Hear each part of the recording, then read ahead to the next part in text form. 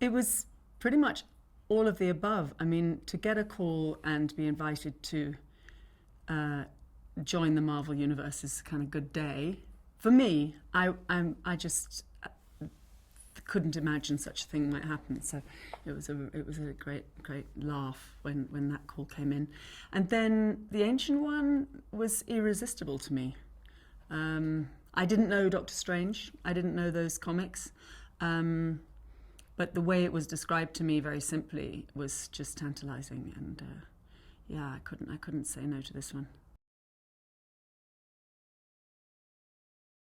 We just started with the things that we wanted to keep constant, like fluidity and a kind of general aspect. We didn't want to pin it down to any kind of specific Buddhism, specific gender, specific nationality. We wanted to free it up from any kind of previous interpretation. It was such a pleasure working with everybody here on that development process. I was so impressed and thrilled that they were really up for just working it out together. And we worked it out over several months. And we tested and we looked at other options and we tested them. We kept pairing away and pairing away.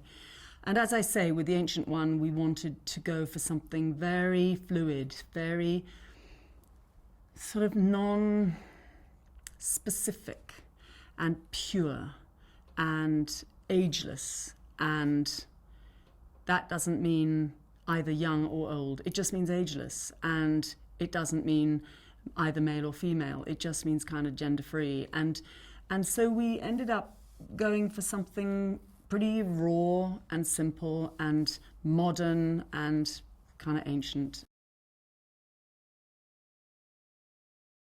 So Stephen Strange is this incredibly brilliant, super arrogant, very entitled neurosurgeon who is in New York, fixing people brilliantly, taking all the credit, taking all the money, super rich as a result, and not exactly digging deep spiritually, you might say. And he has a car crash and he loses the use of his hands, and it's kind of a disaster. And he spends all his money having hundreds of operations, well 9 I think it is actually, to have his hands put back together, and they don't work. So he's really at the end of it, and he's out of cash, and he's alienated his girlfriend, and he hears that there is this guy who he knew was paralyzed, has been walking around, and the reason he's walking around is because he went to this famous healer, or this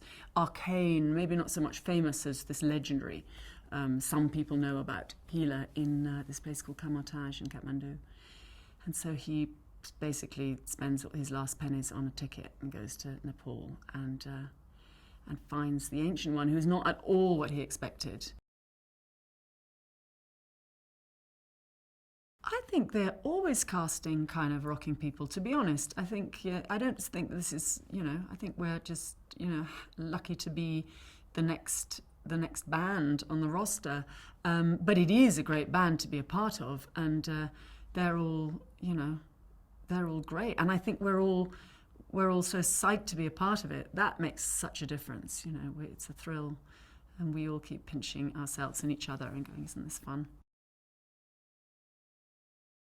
Benedict has got the brains and the wit to know how to play, as we know from his great Sherlock Holmes, a really arrogant so-and-so who you kind of want to see brought down a peg or two, and he does it absolutely brilliantly. He does it brilliantly in Sherlock, and he does it really beautifully here.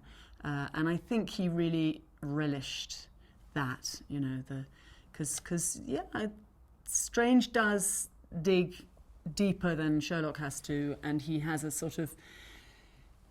a real enlightenment of the spirit in this film, and I think he really loved doing that. I think that was a personal kind of pleasure for him to go on that journey, and I think he's just fantastic.